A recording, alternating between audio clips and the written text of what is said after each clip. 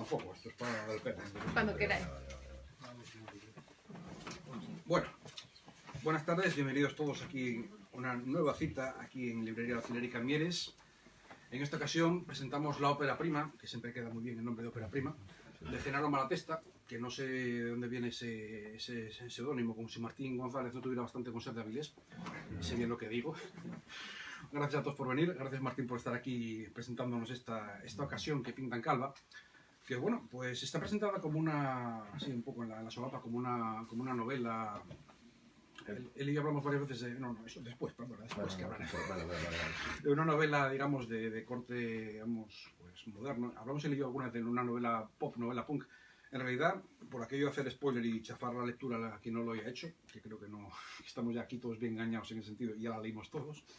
La verdad es que es una novela de género, por aquello de empezar las cosas por el final, como se acaban bien las cosas, o como se empiezan bien las cosas contando el final, es una novela de tipo picaresco moderno. Es una picaresca en el sentido de que cuenta la historia de lo que puede pasarnos a cualquiera, con más o menos fortuna, con más o menos pelo. La verdad es que es una historia ambientada en lo que a los de una generación, los que crecimos entre los 80 y los 90, tiene ese gusto por lo que podemos llamar pues, lo grotesco, el realismo sucio, lo callejero, ese rollo, digamos, puncarra de los que tuvimos la suerte o la desgracia de crecer entre la radio y la calle. La verdad es que es una historia bien contada y tiene la ventaja, por aquí por no serios durante un momento, de que encaja bien el fondo y la forma. Seguramente las aspiraciones de Martín serían la de pasarse un buen rato escribiéndolo, que en parte escribir un libro es de lo que se trata, disfrutar haciendo el trabajo y luego que digan lo que quieran, pero el hecho es que uno se lo pasa bien leyéndola porque tiene nada más la ventaja de que cuenta chistes, mejor dicho, que es una novela de humor, una novela divertida sin contar un solo chiste, porque no hay un solo chiste, pero no paras de reírte. La verdad es que la ocasión la pinta en Calva, partiendo de una anécdota tan vamos a llamarlo surrealista, que también es una cosa muy querida por nuestra generación, por aquí del absurdo, partiendo de la idea de que Cristo podía ser calvo y no ser el melenudo que viene representado en las imágenes religiosas, por aquí voy a hablar del Cristo, digamos, me parece que la expresión tradicional en historia del arte es ese Cristo apolíneo, que es el primer Cristo que pintaban los del Imperio Romano. ¿A quién no le gusta un Imperio Romano del siglo I? Una frase que se repite. ¿A quién? Una frase que se repite varias veces en el libro. Hay un Cristo en la historia del arte, en la iconografía, que te lo pinta en Cristo apolíneo como un Cristo rubio y sin barba, y luego está ya el Cristo nazareno, que ya va triunfando en el resto de la historia del arte, que es el Cristo que tenemos toda la idea, el Cristo barbudo con una melena. Martín le da una vuelta a la historia, diciendo qué pasaría si, gracias a una curiosa teoría de la evolución, el hombre, al dejar de pasar ese frío de la prehistoria, empieza a quedarse calvo. ¿Qué pasaría si el más importante ser de la historia, Jesucristo, en vez de ser un señor melenudo, fuera un señor calvo? Pues a partir de ahí traza una peligrosísima trama de conspiraciones que al final, como buena novela picaresca, tiene un final que te deja de un palmo de narices. Y hasta ahí podemos leer. La cuestión es que tenemos que felicitarnos de que Martín haya insistido tanto en publicar un libro, porque viendo lo que se publica hoy, no es por dar nombres, pero si vemos lo que publica gente como Ray Loriga o como José Ángel Mañas, por decir otros dos nombres más o menos de nuestra quinta, que tanta gloria se llevaron y de los que, como para comprar, nadie leyó ningún libro suyo. ¿Por qué hay tanto esfuerzo para publicar esos libros y por qué el libro de Martín cuesta tanto que se haya publicado? Son preguntas que quedan en el aire, pero en todo caso nos felicitamos, nos congratulamos. Es para nosotros un placer y una satisfacción por aquello de hacer la expresión borbónica, de decir que tenemos este libro ya en nuestras manos. Y la verdad, pues Martín, que nos cuente ahora lo que él quiera contarnos y si no, que calle para siempre. No sé, ¿me puedo ir ya? Todavía no, ¿eh? Hay que sudar un poco la Hay que camiseta. sudar un poquitín. A ver, ¿por dónde quieres que empecemos? Empezamos por cómo se te ocurrió, lo primero, escribir este libro, y segundo, que sea una novela, como si no hubiera bastantes novelas en el mundo, y tercero, cómo tuviste el tesón de publicarla, con lo que cueste publicarlo, y sabiendo que hoy una novela tiene un recorrido que, bueno, que generalmente estás... Lo que hablamos el otro día, no son los tiempos de Celan que sacas madera de hoja, 100.000 ejemplares para ser vendidos, no. ¿Por qué se publica un libro y por qué concretamente la ocasión se pinta en Calva? La ocasión la pinta en Calva. A ver, me quedé en hola. Hola. Sí, me quedé la pregunta. Bien, repito, a ver, mira, para dummies. Aquí hay dos personas que tienen bastante que ver con que acabara publicando esto. Una está aquí sentada aquí delante, trabajaba conmigo en una época de hace unos años y tenía un blog, o tiene un blog, es Airin Takanawa, blogspot.com. ¿no? Entonces ella hace los libros que lee y todo esto, pues hace un resumen. Y cuando empezamos a trabajar juntos, ¿por qué no haces uno? ¿Por qué no haces uno? Que es mola y tal y cual. Y resulta que hay otro que está por ahí atrás sentado, que aparece nombrado aquí No, tú sentado, tú de pie. es que yo pequeñín. Entonces llegó un día a mi casa, un día por la tarde, y me dijo, oye tío, aparece, a ver, una pregunta, que levante la mano los que lo leyeron. 2, 3, bueno, vale. Eso, lo digo por si acaso no meter la pata y luego contar cosas que no. Pero lo vais a leer, sabéis leer los demás, ¿no? Vale, pues entonces aquel señor vino a mi casa y dijo, porque mira, ahí tengo un amigo que me dijo que en tal sitio puedes hacer un blog, que no sé qué, no sé cuánto más, y dije, pues venga, yo tenía un montón de tonterías que contar al mundo. Y aquella misma tarde le pusimos nombre al blog, que era lo de la sandera del pescador, y decidimos hacer, venga, vamos a hacer una historia que es, yo escribo hicimos una prueba, ¿te acuerdas, no? Sí, sí. Eso, más o menos 2011. Yo escribo una historia corta de 200 palabras, 300, y lo dejo abierta la historia. Entonces tú coges y la sigues. Vale, entonces lo hicimos 3, 4, 5... Y a la quinta, pues el pobre ya se quedó frito. Ya no hubo más, ya se quedó más yermo que la puna, que es lo que pone aquí. Y dije, pues voy a seguir yo. Entonces seguí haciendo... O sea que el blog que tiene el protagonista es otra conexión con el mundo real, ¿no? El blog sobre el que parte el protagonista. El señor Sandalia es el... Sí, el señor Sandalia se supone que soy yo. Voy a desvelarlo, se supone que soy yo. Y bueno, eso lo cuento después. Ahora déjame hablar a mí. Lo siguiente, entonces yo seguí escribiendo, seguí como, digamos que mejorando la historia, la escritura. Al principio era un humor un poquitín así muy rebajero, muy chusco. Y al final también. No, pues está muy refinado, ¿eh? Lo refiné. Entonces resulta que nada, ya habían pasado 2 o 3 años, aquel señor ya había desaparecido de la historia y ya me había quedado yo solo. Y donde trabajaba, ahora voy a lo de escribir la historia esta. Donde trabajaba, resulta que había un compañero que tenía cierta ojeriza a los calvos. También es una cosa habitual, ¿eh? Por otra parte. Sí. Si os contar. No tienes que contármela. Exactamente. Entonces tenía cierta ojeriza y no era una persona de estas que te haga gracia, que te caiga bien. Entonces resulta que en cierta ocasión yo iba con un compañero que también tenía escasez de pelo y nos dijo, ¿qué vais al mismo peluquero? No voy a hacer ni puta gracia, ¿no? Quedamos los dos así, ¿no? Él se quedó así como diciendo, uff, y se fue por el pasillo. Y bueno, ya conoce el pasillo. Y pasaron unas semanas y un día a las 8 de la mañana, que según entró con otro compañero que también estaba escaso de pelo, apareció por allí y nos dijo, oye, para trabajar aquí vosotros juntos, ¿qué es? ¿Una condición ser calvo? Y ahí ya tenía 2 opciones, o la violencia o la violencia verbal, ¿no? O la violencia verbal. Entonces duele más, le dije, y para ser tú, ¿es necesario ser un cretino? Entonces se enfadó y no me habló más. Ya hubo una época en que no me habló más. Entonces, este libro en principio se iba a llamar Diario de un cretino. Pero la editorial ya tenía Diario de un imbécil, Diario de un no sé cuánto, había un montón de diarios de gente tal. Entonces me dijeron, pon otro nombre. Y digo, pues bueno, vamos a ponerlo en la ocasión que venga. Que además es un título regalado, ¿eh? Evidentemente, ya que no se puede poner Diario de un cretino. Eso, que no soy yo, ¿eh? No soy yo. Que todo el mundo dice que eres tú el de la portada, no soy yo. En todo caso, Martín, lo que está claro es que los hechos te venían casi regalados. Era simplemente tomar nota y seguir un poco. Digamos que esto fue una venganza personal, ¿no? Una pequeña venganza personal. Entonces cogí y yo nos tomamos el café y tal, y decía, mira, la cámara es para todo el mundo. ¿Se puede decir pollas? Pues era, lo que cuenta por el mundo de la gente, con lo cual espero que no lo esté viendo. Entonces yo digo, este tío, a ver, o le doy un par de leches o le meto un par de tal, ¿no? Entonces hago como, digo, voy a meterle un par de... Entonces le hice una entrada para él solito. y era Diario de un cretino. Y ahí lo puse fino, entonces todo lo que explico, aquí, y aquí lo refiné, ahí vamos, bueno, realmente era todo verdad.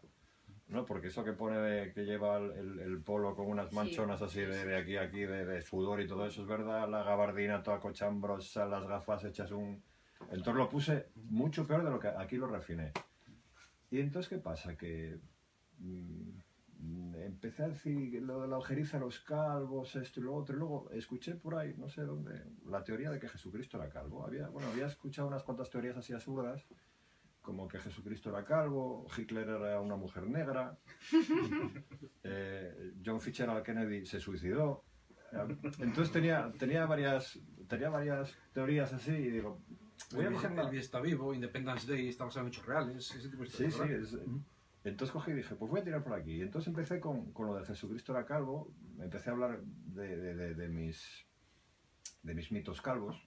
Por ejemplo, pues yo soy mucho de Bruce Willis, ese hombre que dignificó a los calvos en el cine, porque yo no soy de la generación de Yul Brynner. Yul Brynner, pues bueno, aquella que hacía del robot y todo eso, de pistolero o la del... Son clásicos demasiado clásicos. Sí, son muy clásicos. Sí. Entonces yo, claro, aquí los nombres, bueno, el que lo lea se dará cuenta que salen películas y canciones y un montón de cosas, pero al que doy verdadera importancia es a Bruce Willis. De hecho, Bruce Willis, los bielorrusos, yo por alguna razón lo estoy viendo como personajes de la jungla de cristal. Los personajes bielorrusos que salen aquí, estás viendo pasajes de la jungla de cristal, de hecho, en el sentido de que, bueno, de que ves las explosiones y sus maneras tan refinadas. Aunque realmente más que ver a Bruce Willis, también veo más a Van Damme, que también sale, por cierto, en la Van Damme, ¿cómo se llama este otro? Steven Seagal. Hay escenas, volvemos a lo de siempre, la escena, ese material con el que nos desayunamos los de nuestra generación, material audiovisual, que un poco conforma nuestro ideario de lo grotesco, que al final es lo que vemos todos, ¿no? Las tardes de domingo, las tardes que siguen las noches de sábado, en las que uno ve delante de la tele en plan zombie cualquier cosa, pues esa especie de material es un poco en el que se ve reflejado. Porque además había apuntado yo un poco así, en plan científico, por decirlo de alguna forma, las citas que se ven aquí de esa cultura popular, cultura pop, aquello que decimos de novela pop, porque veo citas, por ejemplo, a Canciones de los Enemigos o de Burning, a Ilegales, exactamente, también cosas tipo El Equipo A, estamos hablando de auténtico material de arriba, el Coche Fantástico, María del Monte, Kiko Veneno, Los Sidex, qué sé yo, Almodóvar y McNamara. Eso es tremendo. La verdad es que es un poco esa cuestión de darle unas pinceladinas Pero hay una que me gustó sobremanera, que es la de lo que va pensando el señor cretino que odia tanto a los calvos, lo de los calvos son la plaga y yo soy el remedio, algo así. Bueno, yo eso lo que veo son al señor cretino como esa especie de personajes adánicos que de vez en cuando enferman y quieren curar a la sociedad, también muy típico de las películas de Bruce Willis. El malo de las películas de Bruce Willis siempre es un señor que vive en una habitación, que está siempre viendo partidos de béisbol y comiendo sándwich de mantequilla de cacahuete, y de un momento dado quiere curar al mundo en este caso la calvicie. Vamos, siempre es esa clase de personajes que alimentan las películas de domingo por la tarde, tipo Estrenos TV, que es un poco lo que se ve en este libro. Pues en esta concreta, ahí, si no la pillaste, esta es la de Cobra de Stallone. El crimen es la plaga y yo soy pues entonces va de más o menos yo creo que aquí la más joven de todos los que están es Chris y habrá cosas que no pilles porque tal, pero los demás con 40 y tantos, 50 y bastantes o 50 y pocos, pues van a pillar muchísimas cosas y me paso pues el rato. Yo la verdad es que es un libro. Soy una especie así de Ana Rosa Quintana. Porque realmente si es que la mitad ya está escrito, porque si cojo una estrofa de una canción de aquí, cojo lo de el señor Sandalia es un hombre solitario que vive al margen de la ley, que del Coche Fantástico, cojo no sé qué, cojo de aquí de Tarantino, al final no hice nada más que juntarlo todo. Bueno, al fin de cuentas, eso, la literatura de Homero es eso, ¿eh? Tampoco, vamos, cada uno coge el reflejo de su época. Lo que sí, desde luego, también deduzco de todo lo que estamos hablando, de que nuestra generación tuvo unas tragaderas muy gordas, porque si llegamos a ver películas como Cobra de Stallone, está claro que, probablemente es una enfermedad. Eso, cuidado con lo que dices, que para mí Cobra de Stallone es una película de culto. No, a mí me encantó, que es lo preocupante, con lo cual decir, creo que nuestra generación, cada generación lleva sus enfermedades y sus taras. La nuestra está claro que creció con una especie de biberón audiovisual en el que habían cosas que hoy serían indigeribles, porque ¿quién tendría valor hoy de hacer carteles de cine con estalones en plan Cobra? Y con las gafas esas chulas de... Otro centro estético de la época. Yo lo que pasa es que también, de las tragaderas, yo tenía un amigo que trabajaba en un videoclub. Entonces era todas las tardes, aparte en Avilés conocido que era Videotron, no sé si os acordáis. Entonces era toda en verano, en vacaciones y no vacaciones. Entonces yo me me dejaba las películas gratis. Y aquel videoclub, te acordarás de él, en Cabruñana, era enorme y tenía una cantidad de cine perrero. Entonces, claro, he visto cine perrero por todos lados. Entonces aquí, claro... ¿Qué habrá sido de aquellas cintas? ¿Qué habrá sido de aquellas cintas? Todavía me estaba acordando de una de los hermanos Carradine, yo creo que me las vi todas. Además tenían ahí una selección de cine giallo italiano que hoy sería inconcebible. Bueno, hoy sería, o Videotron no sería un videoclub, sería un museo. Madre mía. Había unas películas que, por suerte o por desgracia, sobre todo por suerte, hoy son imposibles de localizar. Pero bueno, ¿cuánto se perdió con la desaparición de los videoclubs? Y del video beta, sí señor. De la obsolescencia también tiene la parte buena, que es que nos deja la memoria selectiva, deja ahí olvidadas en un rincón. Muchas por suerte las olvidamos y otras veces tenemos la suerte de recuperar entre ellas alguna de las películas. Otras por suerte quedan olvidadas para siempre. Siempre hay algún aguafiestas en internet que dice yo eso lo había olvidado, por Dios, que te recuerda, qué sé yo, pues desde la guerra de Parchís a... No, yo tengo buena memoria, tengo aquí mis hermanos y de cosas que fui cogiendo de ellos, y música de ellos y todo, y libros de ellos, bueno. Lo que sí desde luego me quedó claro leyendo este libro es que, aunque lo que contaba antes, aunque puede ser un libro de humor, y de hecho tiene mucho humor, no hay un solo chiste. Es decir, lo bueno por aquello también de invocar otro fantasma de esa época, es que en este libro no vas a oír risas enlatadas, que es un poco lo que se supone que te están diciendo muchos autores. Ahora reíros, porque esto es muy divertido. No, este libro tiene la seriedad propia, la que sigue por fuera Martín, porque Martín, todos los que lo conocéis, sabéis que por fuera parece muy serio, pero es un descojono andante, por más que su gesto sea serio, evidentemente, y eso lo refleja muy bien el libro. Pero sí es verdad que el libro, a diferencia de otra clase de libros divertidos, no tienen la risa fácil, es decir, no tienen la carcajada gratuita. Es un poco la antítesis por aquello de mencionar basura catódica, la antítesis de programas que aquel como Un Millón de Gracias, aquel programa de Pepe Carro, que era toda gente que te contaba chistes y al final no tiene ninguna gracia, ni siquiera el Chiquito de la Calzada tenía gracia en aquel programa. Y son programas que se supone que tienes que reírte mucho porque cuentan chistes y al final a los 10 minutos te das cuenta que son patéticos. Sin embargo, este libro no te cuenta solo chistes, pero no paras de reírte porque la sátira que hace, el humor es tan negro y tan feroz que al final empiezas riéndote un poco de los personajes y al final acabas riéndote de ti mismo. ¿Estás seguro que estás hablando del libro mío? Totalmente. Y esto es una flor que de hecho, por más que nada, porque bueno, ya poniéndonos también un poco en lo que es el análisis un poco menos superficial, una vez que te pasa el ataque de la risa, pues ya tienes una visión un poco más calmada de lo que ves. Realmente es complicado, y te lo digo como un verdadero halago, que en un libro empieces riéndote primero, lógicamente, de los personajes clásicos de los que se ríe uno. En este caso son la Guardia Civil, los curas, porque hay mucha... Ten cuidado con la Guardia Civil, que aquí hay... No sé, sí, están además también aquí al lado. No, que aquí hay Guardia Civil. Aparte de que hay Guardia Civil aquí, que hay un cuartel de aquí al lado, que si ya no lo estuvieron en este caso.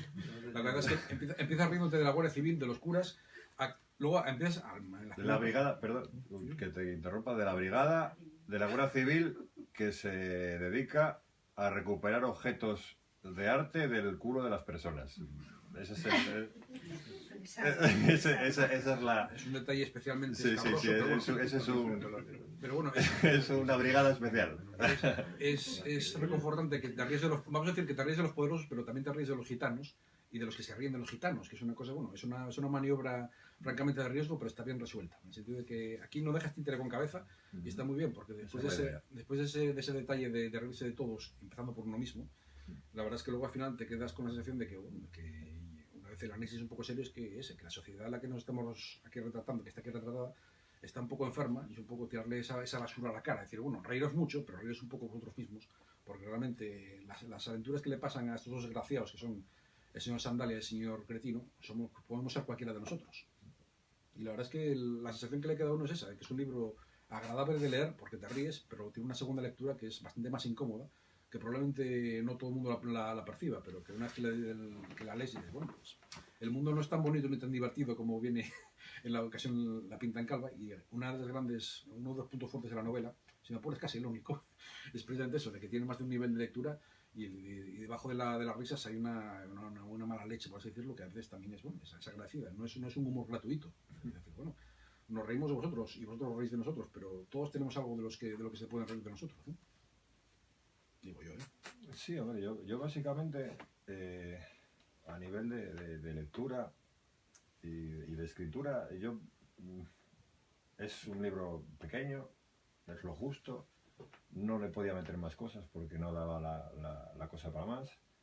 Y la verdad es que tiene muchas lecturas porque he hecho la prueba en gente de distintas edades y el humor que utilizo me vale tanto para un chaval de 16 años como le deja, oye, léeme esto a ver qué te parece, y me dice, me descojoné, y dices tú, ¿de qué te descojonaste si no sabes quién es María del Monte, no sabes quién es no sé quién? Se lo dejas a uno de 25 y se ríe de otras cosas, lo lee uno de 40, se ríe de otras, entonces que al final no sé por qué ni por qué no, después la verdad fue práctica del blog, de estar escribiendo y de coincidir con gente pues de distintas edades y de distintas, ya te digo, distintas visiones de una misma realidad.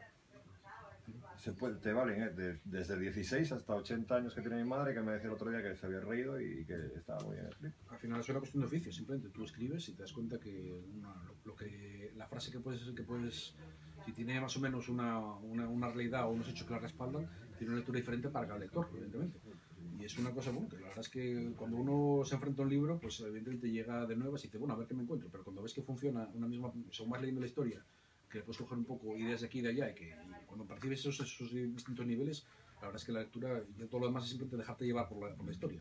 Que generalmente, además, en este caso, como otros muchos libros, pues la verdad es que la historia en sí misma no tiene más historia, más intríngulis.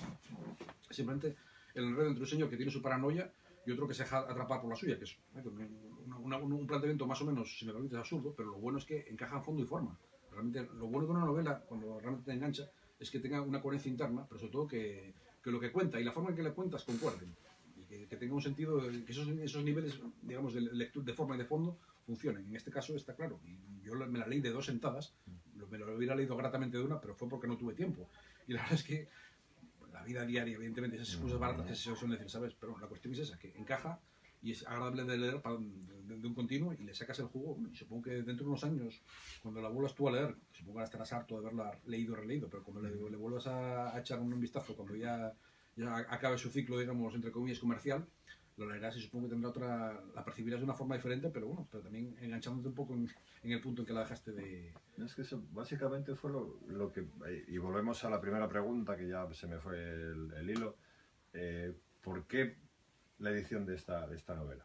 Yo esto lo tenía todo en entradas en el blog, entonces las saqué, las uní, las dejé más o menos bien, saqué los planos de Santiago de Compostela, tiene dibujos también el libro. Para colorear. Sí, lo que pasa es que hay que mirarlos con una lupa, porque tengo cosas escritas y el que hizo la edición lo dijo en piquiñín y ya tenemos una edad que ya no sé, yo sé lo que pone, pero... O sea, que si tenéis una lupa, mejor. Entonces, algo le dices, ¿el baño del Papa existe? El baño del Papa, a ver, te voy a contestar, espera que termine esto otro y te contesto lo siguiente. Que tienes un miga la cosa, como diría el otro. Ahora me perdí. ¿Cuál era la primera pregunta? Sí, la primera. ¿Por qué este libro? ¿Por qué este libro? Entonces yo tengo un cajón de un escritorio estos del Ikea, entonces tenía el texto, lo tenía y se lo fue dejando a algún amigo que lo había leído. Y lo tenía ahí en este cajón. Entonces estaba en casa y tal, y abría el cajón y lo veía.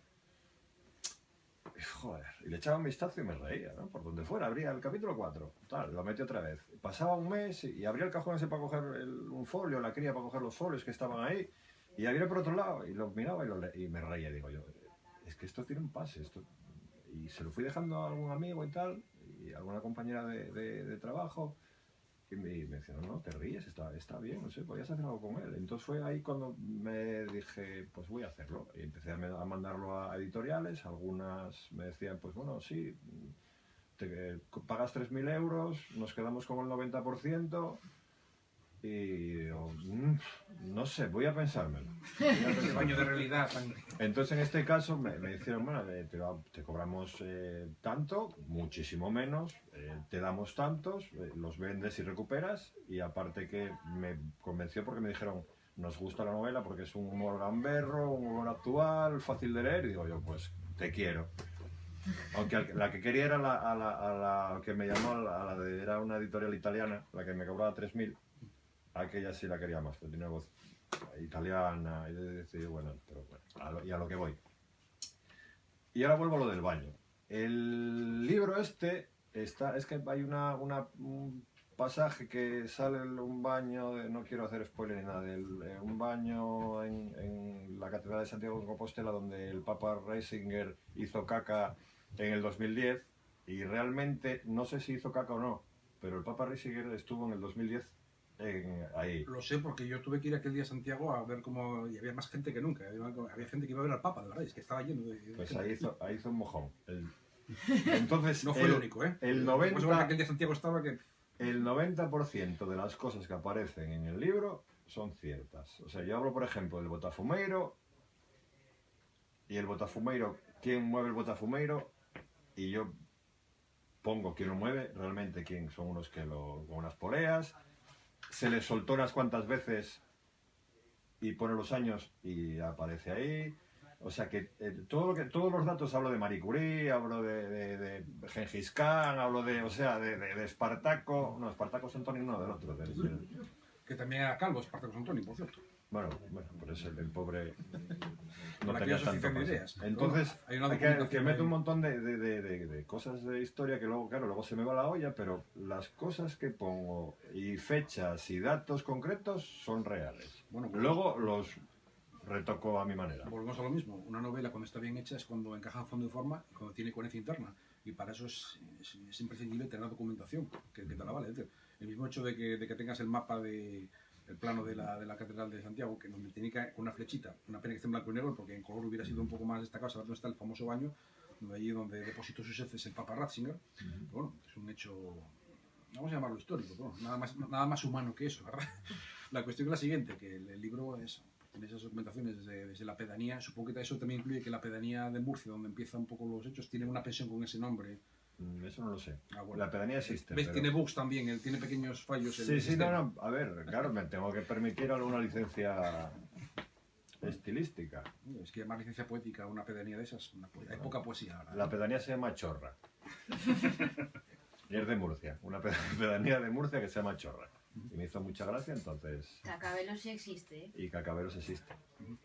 La verdad es que, bueno, tiene también ese tema, por aquello de que orientar un poco lo que hablamos al principio, antes de la charla, un tema punk, porque ahí al final esa escatología un poco infantil, también Sí. muy querida por los de nuestra generación. Los que vienen de una generación un poco anterior, les gustaba más el heavy, era más de castillos y de Edad Media y de Señor de los Anillos. A nuestra generación le gustaba más el punk, que éramos hermanos pequeños y éramos más infantiles. Y algo queda de eso, ¿no? Porque me refiero, estamos hablando todo el rato de caca, sudor, caca, culo, pedo, pis. Hay muchas referencias a eso. Es que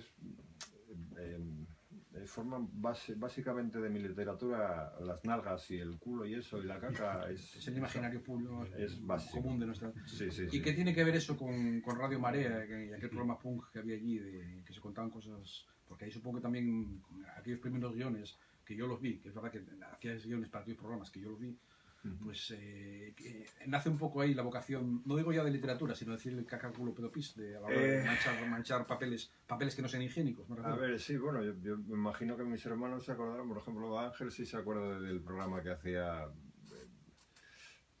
pues sí, yo me acuerdo mi padre tenía sigue teniendo, un garaje que tenía un altillo, entonces nos juntábamos los que hacíamos el programa el día antes para hacer los guiones y reírnos durante un buen rato para que el día siguiente leerlos y no nos entrara la risa. O sea que lo leías, te reías, lo leías otra vez, te reías hasta que ya te salía la cosa del tirón. Y sí, la verdad es que en el libro aparecen varias referencias a grupos punk, por ejemplo, porque aparece, si se te escapó, Escorbuto, aparece TDK, aparecen los espasmódicos, aparecen grupos que ya son cosas como muy personales, son cosas que no todo el mundo... Porque es eso, hay referencias muy, muy evidentes, porque María del Monte, ahí te sale, iba yo de peregrina y me montaste al caballo, entonces eso ya lo sabes, pero claro, que te ha llegado el momento de la destrucción, pues eso puede ser cualquier cosa, pues... Pero bueno, luego hay momentos un poco más tiernos, por ejemplo, son las 3 de la mañana y yo sin poder dormir, tipo Borne, ¿no? Eso, no tipo Borne, no, Burne. Exactamente. Burne directamente. Y bueno, Y ahora ya que me metiste con los 17 años, que era cuando hacía el programa aquel de radio, te voy a contar dónde empezó para que lo sepan. Lo que pasa es que van a buscarme y estaba diciendo, ¿lo contaré o no lo contaré? Mi primer relato que yo recuerdo que hice fue con 14 años en el concurso de Coca-Cola. el famoso octavo de GB. El de octavo de GB. ¿Te acuerdas? No sé si os acordáis que había un concurso de Coca-Cola de relatos. Entonces lo que te hacían era te llevaban a la fábrica de Coca-Cola, te enseñaban la fábrica de Coca-Cola de Coyoto, creo que era. Te regalaban una bandeja de plástico. Y te daban una Coca-Cola, una Fanta, lo que fuera, y luego sorteaban cualquier mierda que tuvieran ahí de plástico, que ese año me había tocado a mí, unas reglas y unas cosas de la película Annie, en el 84, mira qué memoria. Entonces luego daban unos papeles y había que rellenarlo con una historia. Y en aquella época, yo con los amigos andabas por Avilés metido con 14 años, y había un gitano el típico gitano que está un poquitín así pasado, con el radio casé y escuchando a los chichos y todo eso, lo de machutes no, y todo eso, a los cablis y que estaba un poquitín pasado y que llevaba unos zapatos como si calzaba el 35 o el 38, era un 47, entonces le daban vuelta para arriba y le llamábamos el babuchas. Te estoy hablando del 84. Del Veneno, ¿te acuerdas? Otro también personaje de la época. Sí, del Pecas, del Veneno, sí, era muy, muy conocido. Cara quemada, el Chuti, aquellos históricos avilés que, bueno, que hoy está en otra dimensión. ¿Dónde estarán todos? Bueno, pues el Babuchas, entonces, a mí me parecía un personaje muy tierno, el Babuchas. El tío iba a su bola, no se metía con nadie, ni te pedía dinero, ni nada, el tío. Bueno, depende a qué hora, ¿eh? No, el Babuchas era buena gente. El Babuchas, yo lo tengo aquí, el Babuchas. Entonces yo escribí... me dan el papel de Coca-Cola y digo, voy a escribir una historia. Digo yo, pues yo voy a escribir sobre el Babuchas. Y escribí una historia sobre el Babuchas. Y se supone que iba a ser de humor. Y al final el pobre Babuchas acaba atándose una cuerda del cuello y tirándose por el puente San Sebastián. Y para mi sorpresa, los cabrones de Coca-Cola no me dan el premio. Bueno, de ahí se deducen dos cosas. La primera, que cuando tienes una buena historia y la tienes en la mente, el guión mental trazado, está fenomenal. Y cuando lo vas escribiendo, al final la cosa va llegando por un camino que al final, como diría Alfonso Guerra, no lo reconoce ni la madre que lo parió. Y segundo, que el concurso de Coca-Cola es un aniquilador de vocaciones literarias tremendo. No, lo bueno es que conozco a la chica, todavía me acuerdo de la chica que ganó era por colegios, entonces luego era como por colegios, luego por la zona de Avilés, luego Asturias, y luego era como un campeonato mundial de textos. Y la tía había ganado con un texto que amaba los árboles y se abrazaba a los árboles. Eso es una filia de eso, es una parafilia. Y que lo diga Coca-Cola, o sea, que premie Coca-Cola eso. Que decir tiene que Coca-Cola mandó unos matones a buscarme a mí al colegio, pero yo... Mientras arrasaba unos cuantos montes por ahí, por la Amazonía. Entonces yo desde entonces bebo pesicola. O sea, no me dais el premio, pues os jodéis. Si bebo pesicola o bebo cascol o algo así, bueno. En todo caso está claro que hizo estragos el festival aquel concurso de redacción, porque todo el mundo quería ganar y solo ganaba uno al final, como los inmortales, ¿te acuerdas? Solo puede quedar uno y al final cada uno, que al final generalmente no suele ser escritor ni nada, pero bueno, es lo mal repartido que está el mundo, ya te lo explican en el octavo de GB, pero no te lo explica el colegio, te lo explica Coca-Cola. Qué vueltas a la vida, amigo. Es que es Pues eso, ahí empezó y ahí me frustró, estuve años sin escribir nada. El pobre Babuchas ahí encima, según estaba el puente San Sebastián, imagínate que era lodo, o sea, ni se ahogó ni nada. Quedó ahí clavado en el lodo de la ría, el pobre. Más cruel que la muerte todavía es la vida, ¿eh? ¿Dónde estará Babuchas? Mejor no preguntárselo a veces. Esas preguntas siempre vale más que queden una incógnita, porque a veces ahí la realidad sí que... A lo mejor, si estamos viéndolo por el YouTube, a lo mejor no está el Babuchas ahí. Babuchas, si estás ahí... Manifiéstate. En fin, Dicho esto, a ti cuando viste el libro en tus manos, el libro de Tomo y Lomo, no, Tomo y Lomo, en la publicidad parece mucho más gordo, pero es finito. Sí. La verdad es que me llevé un poco de decepción. Cuando me llegó el paquete a casa, me venían 50 y era un paquetín así. Y digo, yo, hostia. ¿Tú crees que el hijo pesara 80 kilos? Y claro, y en el anuncio trae un tocho así, digo, bueno. Pero bueno, la cosa es que mucha gente cuando escribía en el blog me decía, entre ellos Irene, esta, la de verde, me decía, yo es que esto es un coñazo, porque tiene 4 páginas. Y me leía 2 y me hacía el comentario. No lo leí, pero seguro que está gracioso. ¿Verdad o no? Sí, verdad. Me daba pereza. Entonces, yo cuando lo vi, digo, hostia, qué pocos, me parece muy finín, muy, no sé. Pero luego, claro, luego pensando, había gente que me decía, bueno, a ver si, oye, dame un libro de esos, véndemelo tal. ¿Es muy gordo? No, es finín. Ah, mejor, porque si no me jode leer. Entonces, lo bueno es que es una historia que otro baño de realidad. Que sí, que es una cosa que se lee rápido, se lee bien, no te incomoda. Había uno ya... aquí empieza diciendo como que esto es algo que no existe, que se supone que estás leyéndolo, pero estás sentado en la taza del váter. Entonces tengo un vecino que lo estaba leyendo el otro día y me dice, joder, pues qué casualidad, porque me puse a leerlo en el trono. Y digo, joder, pues mira tú. O sea, que estás leyendo algo y estás sentado haciendo caca. De nuevo el lector que se identifica con la obra, está francamente bien. ¿Qué le dirían los vecinos de Alejandro Dumas, que en esa época había pocos váteres en Francia, cuando les presentó el Conde de Montecristo, que era ahí eso, Dumas o lo que fuéramos, esos que eran 3000 páginas? Que no, es que yo, sin embargo tú compara esto, sin embargo esto es mucho más... Son tiempos diferentes. En los tiempos de Dumas tú podías presentar un libro de 3000 páginas y te lo publicaban. Ahora te costó sudor sacar un libro de... ¿Cuántas son? Porque no las conté. 88 con códigos y... Pero a ver, yo cuento 81. Eso para la gente que no lo... no, espera, que al final hay... Que no lo tiene. Al final hay un epílogo. Que tiene códigos y todo esto porque la realidad supera a la ficción.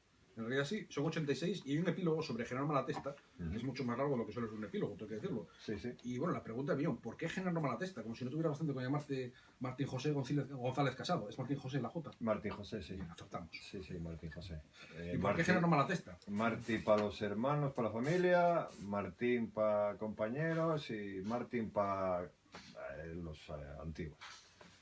Y Genaro Malatesta es porque es una de las entradas del blog. Yo, como escribía tantas cosas soeces, porque no sé si te acuerdas que ya intenté publicar aquello que eran 15 historias de mierda y un cuento de Navidad, que será lo siguiente. Existe. Ahora ya son 20 historias de mierda y un cuento más que esperado. Entonces me empecé a pensar en un escritor que fuera lo peor, o sea, lo más arrastrado, lo más cabrón y me salió que se supone que había estado en la cárcel por oler gente, le gustaba eso, le gustaba, le había pasado con Felipe, antes hablamos de Felipe González, ya lo detuvieron en el 87 porque estaba Felipe González sentado en un sitio como este, se levantó y fue él detrás a olerlo. Entonces lo tuvieron preso una temporada. Entonces quería algo muy bizarro y digo, voy a empezar a buscar un nombre. Y empecé a buscar combinaciones y tal, y Genaro Malatesta me moló. Y resulta que uno de mis hermanos, que no está aquí, Luis, me dice, oye, lo de Malatesta es por lo del Alatriste. Y yo, tócate los cojones, no leí ningún libro del Alatriste, ni nada, o sea que... Pero bueno, el nombre es muy medieval y bueno, que decíamos al principio. ¿Por qué buscas un nombre medieval? Como si no tuviera bastante con llamarte Martín y ser de Avilés. Pues es lo que hay. Okay. Buena respuesta. ¿No hay más preguntas, señoría? Las que quieras. No sé si me ha quedado alguna cosa más. ¿Alguna cosa más? Si alguien quiere preguntar, ¿Alguna pregunta? este es el momento. ¿Por qué no te envío psicólogos a casa? ¿Por qué no te mando psicólogos a casa o algo después de eso? La gente come cola. No, mandaron para calentarme. No, porque yo soy el de Coca-Cola y leo aquello, vamos, y 14 años, madre que lo Claro. En esa época esas rutas del Punto Honor se iban muy mal. ¿Por qué me premian a esta y no me premian a mí?